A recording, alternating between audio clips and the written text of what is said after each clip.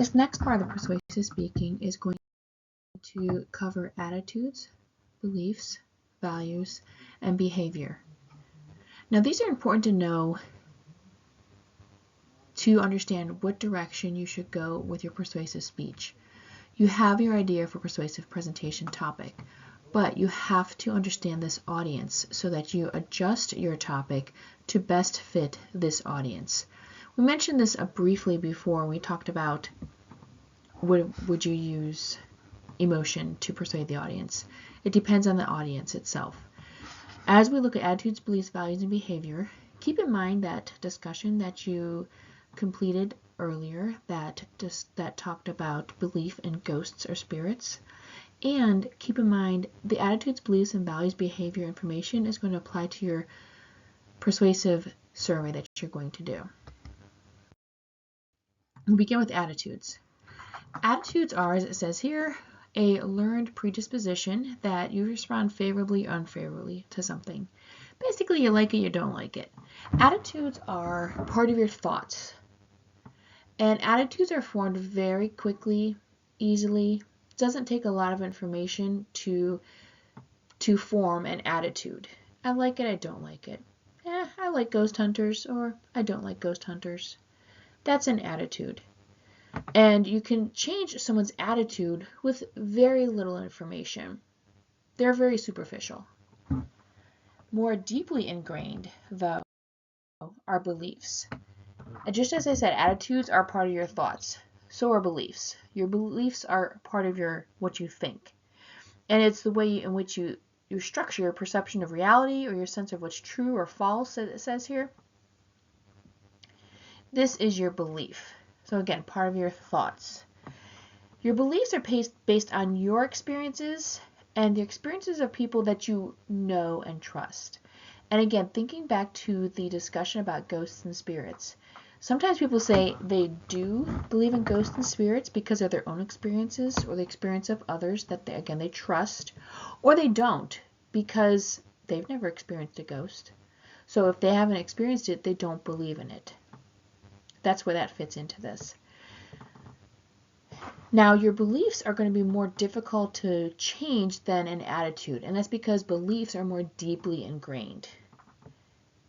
And it's going to take more information to change someone's beliefs than it is to change someone's attitudes. Excuse me.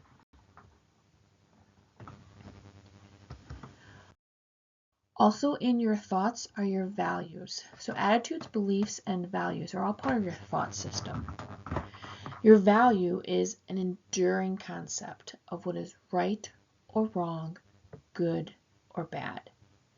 So obviously values are much more deeply ingrained than your attitudes or your beliefs. And it's going to be much more difficult to change someone's beliefs or values. Sometimes in answering the information about the ghosts and spirits, people would say that I don't believe because of my religion, or I do believe because of my religion. So religion is an example of something that is a value that's much more deeply ingrained. And that's going to be a lot more difficult to change someone's values. Also important to note, again, I mentioned that attitudes, beliefs, and values are all thoughts. You can still try and change people's thoughts in a persuasive presentation. But to get people to do something in a persuasive presentation, to change their behavior, their attitudes, their beliefs, and their values must all be on that side of the behavior. They all have to be thinking in alignment with the behavior before you're going to get anyone to behave in a certain way. So say you did your survey and you wanted this audience to go on a ghost tour of Lorain County or a Cleveland area ghost tour.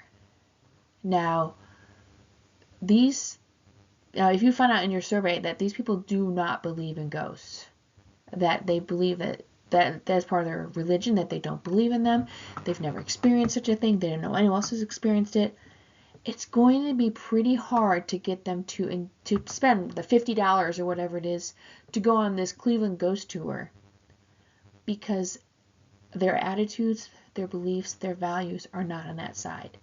So you have to change all those thoughts to your side before you can get them to do anything. And that's not easy because we're people and we tend to resist change. And so getting people to change is not easy. It can also take a long, long time. It can take hearing a message hundreds or even 1,000 times before someone actually changes. And that change may only be temporary. Sometimes people change for a brief period of time, but that change is a lot to keep up. And again, we're human and we don't like to change. We tend to resist change. So people go back to their old ways. And sometimes behavior just doesn't change at all. It takes a lot to get people to change behavior. I'm not saying it can't be done, but keep in mind your speech is pretty short. So it may be the final chip. Maybe things have been chipping away. They've heard this message thousands of times before, and yours is the last push that gets them to do it. But also maybe just another little chip that they still need to hear it 100 more times before they're actually going to change anything. That's something just to keep in mind for your presentation. Now, as far as attitudes, beliefs, values, and behavior go, you are going to need to know the attitudes, beliefs, value, and behavior of your audience so you know what direction to go for your presentation. We're going to talk more about this when we talk about the persuasive survey. You're going to have a survey that's going to try to understand the attitudes, beliefs, value, and behavior of your audience. And a quick recap of that, those attitudes are superficial. I like it, I don't like it. They're easy to change with just a little bit of information. Beliefs are more deeply ingrained. I do or do not believe in this, and they're more often based on your experiences or experiences of others whom you trust.